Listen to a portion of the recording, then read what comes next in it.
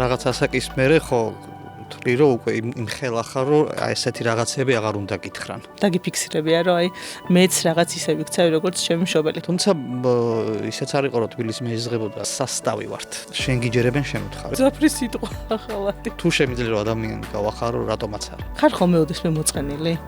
სევდიანი. არ მიფიქრია სიმართლე გითხრათ მაგაზე და ეხლა ესე უცებ მშტერობა არ დავაბრეხო, ამიტომ გავჩერდები. ჯერ კიდე ბავშვურად მიყვარს ახალი წელი. და მე გახსენდება რომ ერთხელ რომ წამოგცდა ხურები რო ქონდა ბავშვებს ეს. რა შეგრძნებები მოდის სხეულში და რა განცდები? ტყუილი თუ მართალი. შეიძლება ჩემზე კარგი მამებიც არიან, მაგრამ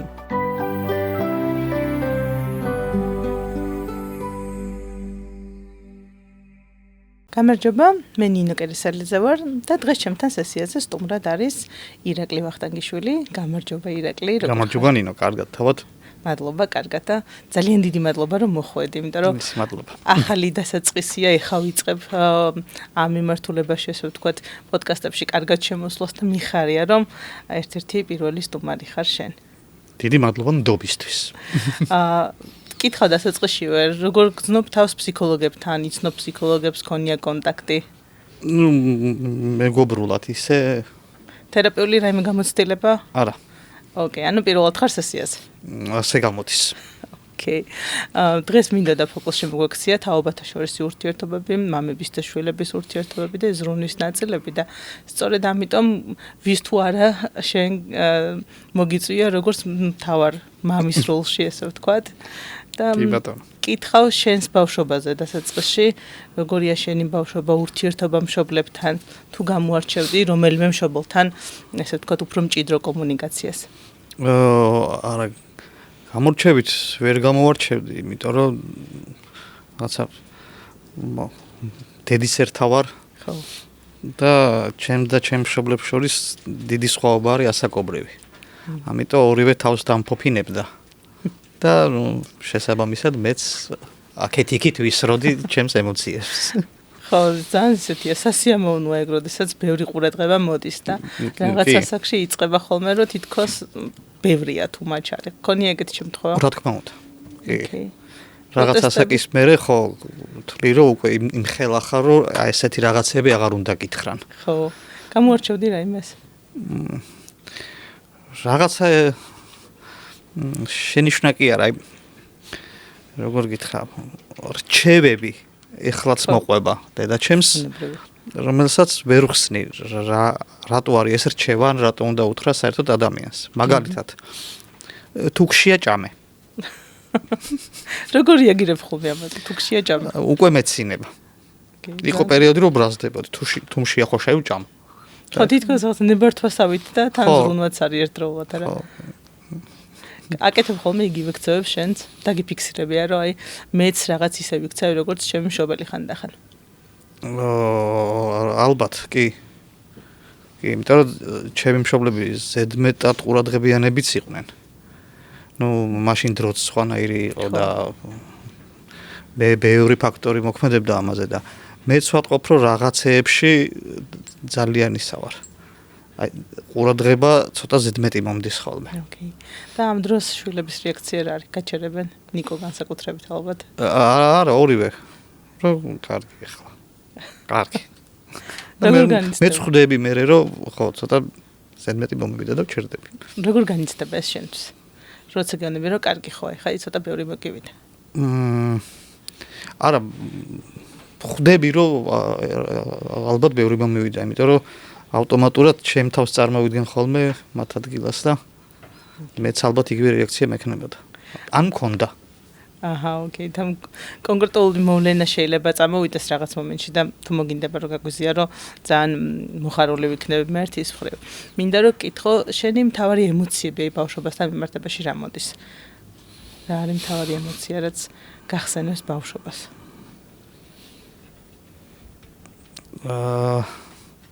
ბევრი რამე მახსენებს, მაგრამ აი განსაკუთრებით თბილად მახსენდება ყოველთვის, ანუ პირველი რაც ბავშვობაზე თავში აზრად მომდის, არის სოფელი და ბებიაჩემი. ოკეი, მეტყვი ცოტა მეც მაგაზე.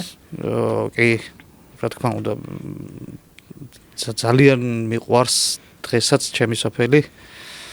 მიუხედავად იმისა, რომ სახლი დაკეტილია, ბებია ცოცხალი აღარ არის, მაგრამ მთელი ბავშვობა, აი სწავლა რომ თავდებოდა 25 მაისს, ჩემ დროს მასე იყო. ხო. 26-ში უკვე სოფელში მივდიოდი და 1 სექტემბერს რო იწყებოდა 31 აგვისტოს ჩამოვდიოდი.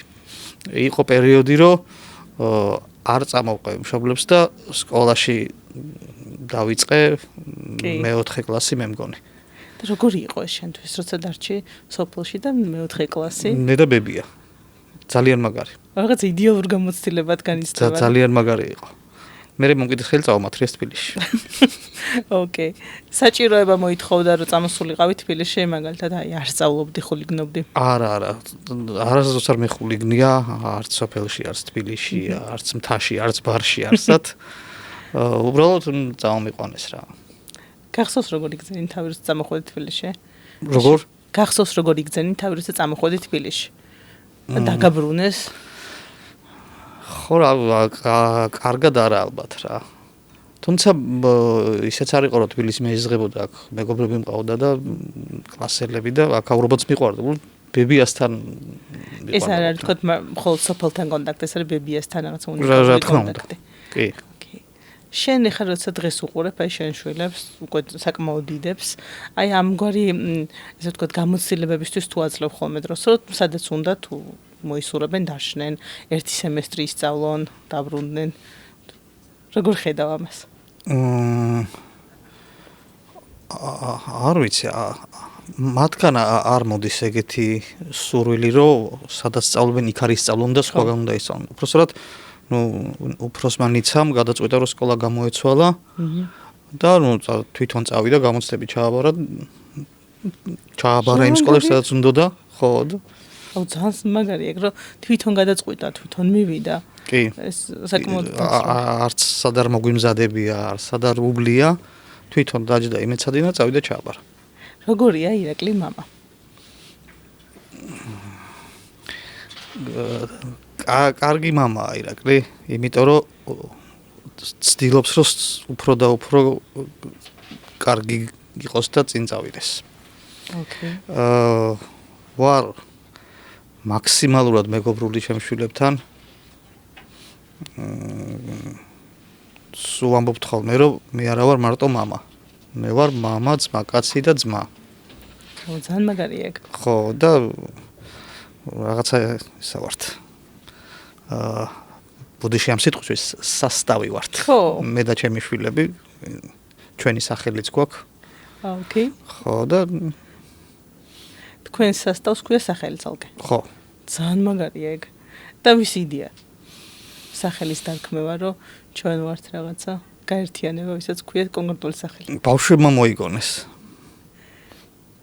პატარები იყვნენ, ჭყუმპალაობდნენ მასში.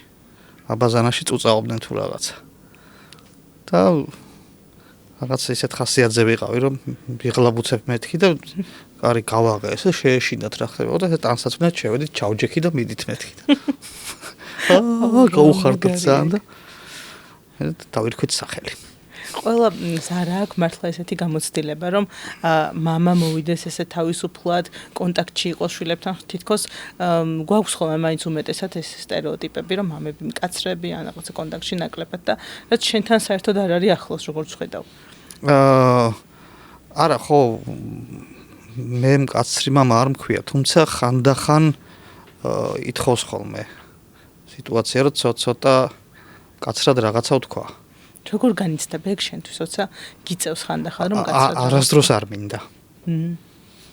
მაგრამ ეს არის სახში ხა ჩემ ცოლსაც და დედაჩემსაც ისა აქვთ, რომ შენ გიჯერებენ შენ უთხარი და მე მატენიამ ყველაფერს.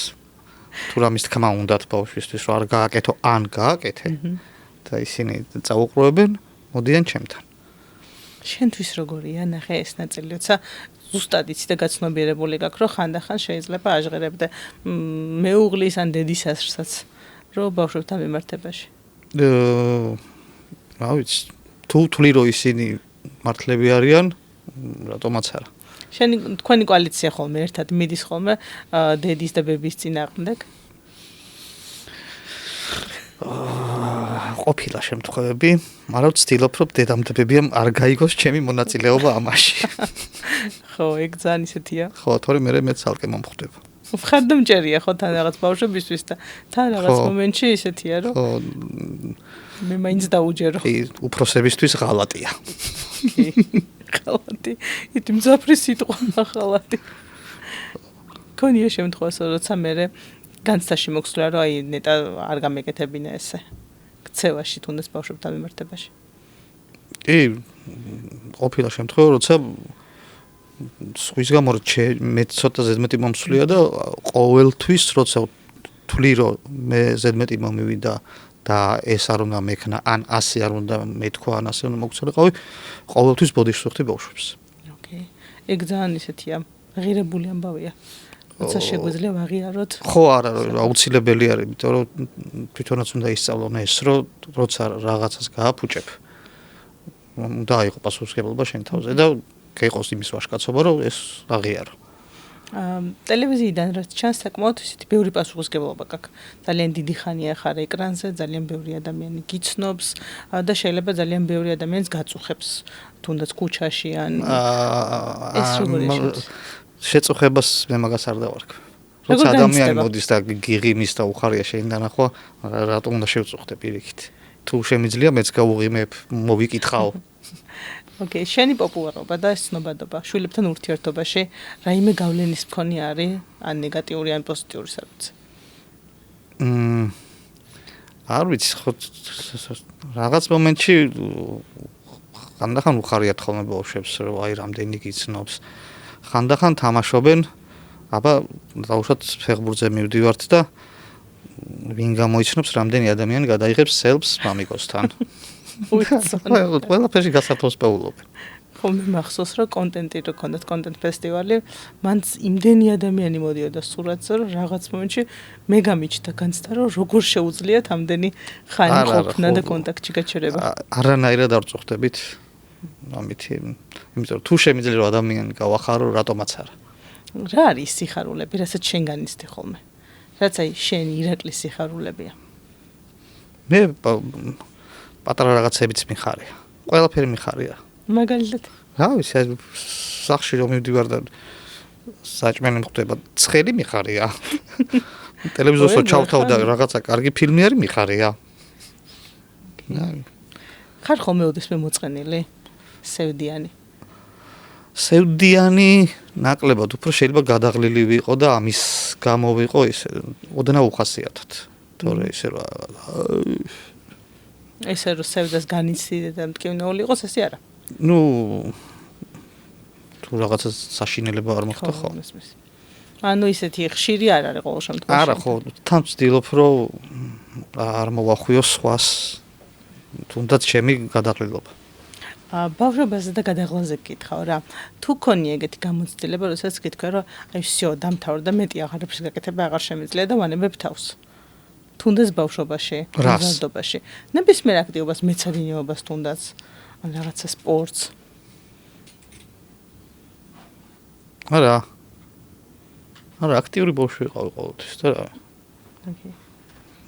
ერთ ადგილას ვარ ვჩერდებოდი ისეთი. ქნიდა ეს პრობლემებს? არა, იმიტომ რომ არაფერს არ ვაშავებდი. რო შეგეძლოს ერთი რაღაცის შეცვლა შენ ბავშვობაში. რაიმეს შეცვლიდი? ბავშვობაში რო შემეძლო შეცვლა? აი ბავშვობა რამდენი წელიც არის, არ ვიცი. პირველი რომელი წელიც გაგახსენდება თუ გინდა? არა, არ ვიცი. ანუ რაღაცის შეცვლა გინდოდეს რაღაცა მიქარული უნდა გქონდეს, ხო?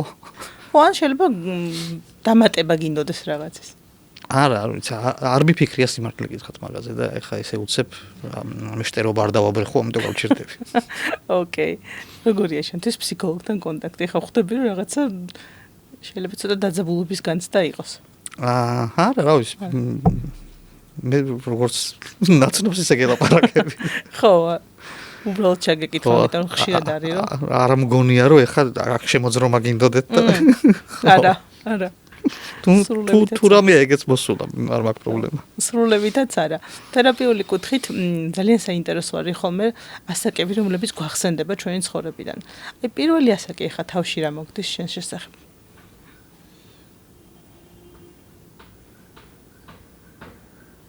არ ვიცი. პირველი რიცხვი. რამდენი წლის ვიყავი? ნებისმიერ შეიძლება ასე კი იყოს, შეიძლება რამდენი წლის იყავი მოგონება არ ვიცი. პირველი რაც წამოვიდა, იმიტომ რომ თითქოს უკვე არ ვიცი, ასაკით არ მაგონდება, მე უფრო გეოგრაფიულად მაგონდება ხოლმე რაღაცეები. ტერიტორიებთან უფრო გაქვს მიბმა. კი. საინტერესოა.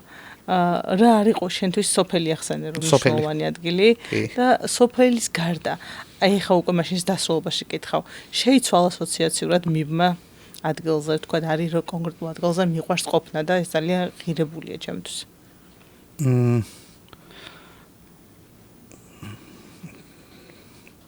რავი სახლი ალბათ რა. სახლი მარტო კონტაქტი ხალხთან როგორ გირჩევნია? ოჯახის წევრებთან. ოჯახის წევრები რა თქმა უნდა, კი. ხო, იმიტომ რომ სახლი ის არის სადაც ის ხალხი არიან. ოკეი. სახლზე ასოციაციაში პირველი მოგდის ოჯახის წევრები? კი, რა თქმა უნდა. მაგარია. რაიმე მოგონება მოგდის პირველი როცა ამბობ რომ სახლი ოჯახის წევრები. რავი, რაცა ჯერ კიდე ბავშვურად მიყვარს ახალი წელი. ხო და აი ხა უცებ გამახსენდა რომ ყველა ერთად ვართ, ყველას უხარია, ოღონდ რა უხარია, არავინ არ იცის.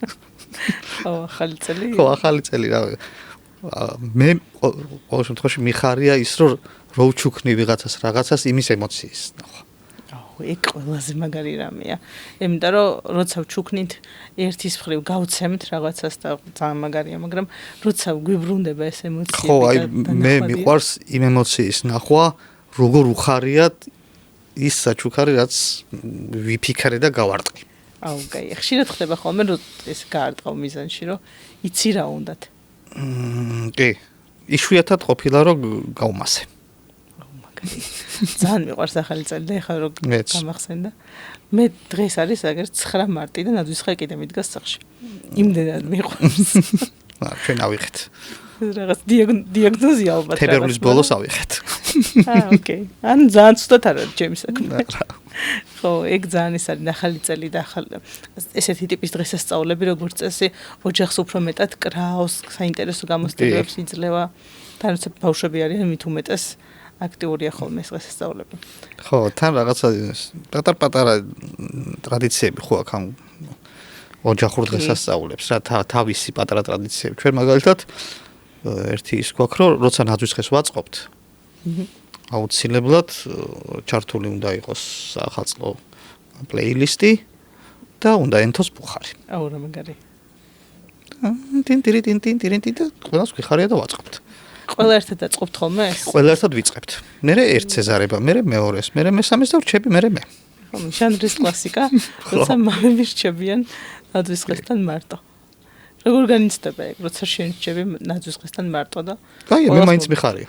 ოკეი. ახალი წელი ასოცირდება შენთვის ბავშვობასთან, ბავშვობის მოგონებებთან? კი.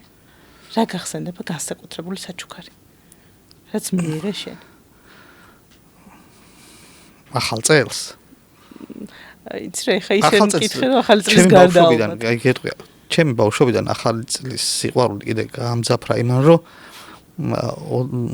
გადაბმულად 2 დღე იყო დენი, არ მიდიოდა. 31-ში რა მოვიდოდა პირველში ხო და 2-ში უკვე 8 საათზე გრაფიკში ვჭდებოდით და აი ესეც თავის აშვებოდა. ხო, ნუ ეგ მოგონება, წარე მოგონება რაც დღესდღეობით კიდე კაი არ გვაქვს. ჯერჯერობით. ხო. კიდეც არის. ხო და არის საჩუქარი მე ყველა საჩუქარი მიხარია. ნებისმიერ საჩუქარი მიხარო და ბავშვობიდან დღემდე. აუ რა მაგარია. ეგ ძალიან ისეთი ის არის რომ ყურადღების მომენტი უფრო მოდის. ვიდრე ის რომ კონკრეტულად რა მაჩუქეს. ხო. კარგია რა. არ მქონდა და მაქვს. არ მინდოდა და მაქვს. ეგ როგორია? ეს საჩუქარი არ მინდოდა მაინც არ მჭირდებოდა. მაგრამ ხომ აქვს. რო დამჭირდეს? ოკეი. ნუ წინ დახედული ამბავი. ხო. საინტერესო ნაწილია ეგეც. მე ადვილი სავარ. ადამიანი ვისაც საჩუქრის ჩუქება ადვილია. მარტივი ადამიანი ვარ მაგხრივ. და ხე მარტივობასთან ერთად კითხავ, არის რამე საჩუქარისაც ელოდები? აი გინდა რომ ესეთი ტიპის საჩუქარი გაჩუქონ. შეიძლება ეს იყოს ემოციური, შეიძლება ფიზიკური საჩუქარი იყოს. არა, საჩუქარი ხო გითხარ, ყველაფერი მიხარია. ესე რომ განსაკუთრებით აი ვაიმე ნეტა ეხა ის მაჩუქონ, ვაიმე ნეტა ის სხვა არ არის, აბა ყუთი რამ ხელა, რაღაცა ეგეთი რაღაცები. აჩუქარია რა. ხო და ესე რომ არ მაქვს ხოლმე მოლოდინები. იქით ის უფრო მიხარია რომ გახსნი და ვა რა დაგხვდება რო არ იცი. და მე გახსენდება რომ ერთხელ რომ წამოგცდა ყურები რო ქონდა ბავშვებს ეს ბავშვები ყველაზე ხშირად ხვდებიან ხოლმე რა გინდა? ხო აი ნიცა ამბობს რომ შენ ყველაზე ადვილი ადამიანი ხარ რომ ვისაც აჩუქრეს ჩუქება გვიმარტივდებაო. ზუსტად ვიცი რა გაგიხარდებაო. რა მაგარია რომ ეგრე გიცნობენ და ეგრე იცნობ შვილებს. ხო. რომ ეგ დიდი შრომის შედეგია. ხო ალბათ. ხშირად კაცებთანაც გადაცემაში ჩანან ხოლმე შენი შვილები და ისეთი აქტიურები არიან ძალიან. შენთვის ეს როგორია? და მე მგონი არ არსებობს ადამიანი, ვინც იცის ეკრანიდან თუნდაც და არ უყვარდეს. ან ერთი ან მეორე ორივე. ჩემ შვილების ქებადიდება რომ დავიწყო, არ იქნება ახლა თლად ისეთი. კომფორტულია როცა ეკრანზე ხედავ, ჩემი კითხვა ეს არის. ჩემთვის კომფორტულია თუ თვითონ მოწონთ. თუ თვითონ კმაყოფილები არიან, მაშინ რატომაც არა. აუ, ძალიან კაია რაც არის. პატარა ექსპერიმენტი მინდა გთხოვო. თუ ხარ თანახმა. კი ბატონო. თერაპიული პატარა სავარჯიშო გავაკეთოთ, რისი გაკეთებაც წესი და რიგით ჩვენს მაყურებლებსაც შეუძლიათ. უბრალოდ ამისთვის საჭირო არის ძალიან კომფორტულად მოგალათება, თვალების დახუჭვა და სუნთქვაზე დაკვირვება. უბრალოდ ჩაისუნთქე ღმად და დააკვირდი სუნთქვის პროცესს. როგორ შემოდის ჰაერი და როგორ განიცდება სხეული. რას იზავს? როგორ განიცდება სხეული უბრალოდ. განიცდება? განიცდება სხეული, კი. რა შეგრძნებები მოდის სხეულში და რა განცდები.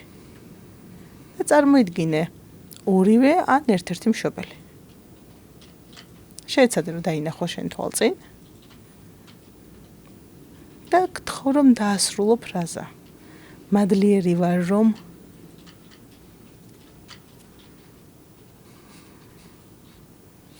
დედა ჩემი ხარ. ოკეი. რა განცდა ეხა შენთვის სხეულში რა ხდება? რა მუცელი ბუყბუყებს არაფერი. მუცელი ბუყბუყებს განცდა ეგ უკვე თერაპიულად ძალიან მნიშვნელოვანი. კარგი განცდა რა ვიცი. მშობლები ხო საყვარლები არიან. მე ძალიან მიყვარს. ხო, წესი და რიგით საყვარლები არიან ძალიან. ოკეი. და კიდე კითხავ ერთს რა. თუ შეგეძლო ფრაზა დაასრულო.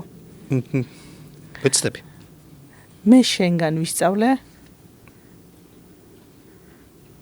რომელ მშობელსაც ხედავ? მამობა. ოკეი. მართლა მამა ჩემისგან ბევრი რაღაცა ვისწავლე. არ მახსენდება არც ერთი წამი, რომ მამა ჩემთვის ეყვიროს ან რაღაცა ეჩხუბოს ხომ ითუმეტეს. იმიტომ არა რომ ფეხებზე ეკიდა როგორ მოიქცეოდი, უბრალოდ აი ზუსტად ისეთივე ურთიერთობა გქონდა მე და მამა ჩემს, როგორიც მე მაქვს ახლა ჩემს შვილებთან. ანუ აბსოლუტურად ირეკლავ თითქოს იმ გამოცდილებას, ხო? ხო. რა ვიცი, რასაც ვთვლიდი რომ კარგი იყო და მე მიხაროდა როცა პატარა ვიყავი და ესე მეკცეოდა მამა ჩემი ჩემს შვილებსაც ალბათ ის გაეხარდებათ და მოეწონებათ თქო ვიფიქრე და მეც მასე ვიქცევ. შენ შვილებს რომ უყვებოდნენ რაღაც ამბავს ესე ირაკლის შესახებ. რა მოგინდებოდა რომ მოუყვნენ შენზე? ტყუილი თუ მართალი? მოდი ორივე მითხარი. არ ვიცი ტყუილი რა მოვიფიქრე ტყუილი ჩემს. როდის უნდა მოუყვნენ? ნებისმიერ დროს. აი თუნდაც ხვალ. მოდი ესე ვთქვათ, ხვალ და 10 წლის მერე. ცოცხალი ვარ 10 წლის მერე? აუცილებლად.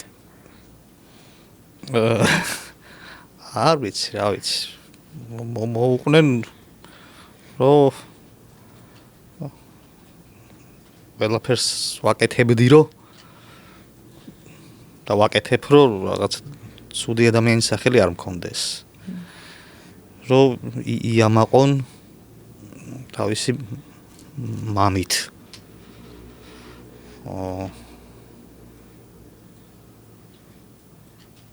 გინდა ხვალ იყოს, გინდა წლის მე ეს თავარია რომ ამაყობა? ხო, იამაყონ, რომ კარგი მამა ყავდათ. შეიძლება ჩემზე კარგი მამებიც არიან, მაგრამ ნორმალური მამა. ძალიან თავდაპირველად ამბობ მაგას, რომ მოყვები? ჩემ თავზე არ შემიძლია რაღაცების ლაპარაკი. ხო, ეგ ხო იცი. ეგ ძალიან ისეთი მომენტია, რომ საკუთარ თავზე ხო. ხშირად ხო, არ არის სასიამოვნო რაღაცა აქცენტების გაკეთება, მით უმეტეს პოზიტიურის მესმის. ხო. ნეგატიური კუთხით რა გინდა რომ უთხრან, რომ აი ირაკლი სტიტის გნევით. თუ გახსენდება რამე. რა თქმა უნდა. ირაკლისავით არის ზარმაცო რაღაცეებში. ირაკლისავით რაღაცას რო გთხოვენ, იმ წუთას გააკეთე და ნუ გადადებ ერთი კვირა.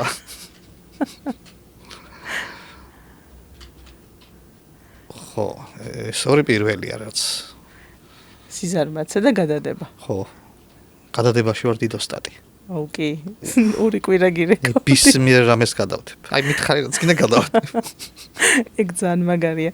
მაგრამ მეორე მხრივ არ ნიშნავს, რომ ჩემი თავისთვის მეტი დრო მაქვს. ან ვცდილობ, რომ ჩემი თავისთვის გამოვუყოდრო და რაღაცები არ გავაკეთო, რაც არ მინდა. ჩემი რაღაცების გადამიდია. პირადი რაღაცები, რაც შეიძლება სიამოვნებს გიხარია. ხო, რაღაცა განამიტოვდებ, რომ არ გავაკეთებ. უბრალოდ იმ მომენტში ვთვლი, რომ სხვა რაღაცა უფრო მნიშვნელოვანია. ხო. თუნდაც ხუისთვის ეს სხვა რაღაცა იყოს დებილობა. ჩემთვის იმ მომენტში იმის გაკეთება, თუნდაც წამოწოლდა 9 საათი ტვინის დასვენება უფრო მნიშვნელოვანია, ვიდრე ადექი და ის ჩანთები ჩამოიღე და აალაგე. ხო, ეგ ძალიან მესმის იმედა. ხო, სახში ხარ და არაფერს არ აკეთებ. ხშირად გესმის ეგ? სამწუხაროდ. სახში ხარ და არაფერს არ აკეთებ, ნიშნავს, რომ ისვენებ მაშინ და ავტომატურად გცალია. კი. რა არის ხოლმე შენი უკავშირე მაგას? ხვალ გავაკეთებ თუ არ გავაკეთებ? არა, ხვალ გავაკეთებ. მერე არის რომ შენს სუმას ეძახი, ხვალ გავაკეთებ. მერე ჩემი პასუხი რომ კარგი, აბა რა ვთქვა? მითხარი რა ვთქვა და იმას ვიტყვი. ეს. ან მიყვები რაღაცნაირად პროცესს ბოლომდე რო არ გააკეთებ. მაგრამ მერე მაინც ვაკეთებ. რა თქმა უნდა ვაკეთებ. ხო, მის ეგ ძალიან ისეთია. თუ არ გავაკეთებ რაღაცა ემოციური დანაკლისიც მოდის მერე. ხო. ალბათ. ოკეი. ძალიან დიდი მადლობა მინდა გითხრა რომ მოხვედი და შენი გამოცდილება გააზიარე, იმიტომ რომ ეს ძალიან საინტერესოა და მეორე მხრივ ძალიან კარგი იქნება თუ შეძლებ რომ ერთი ოქროს ფრაზა შენი რა იქნებოდა სხვა მამებისთვის. რას ეტყოდი? იყვნენ თავის შვილების საუკეთესო მეგობრები.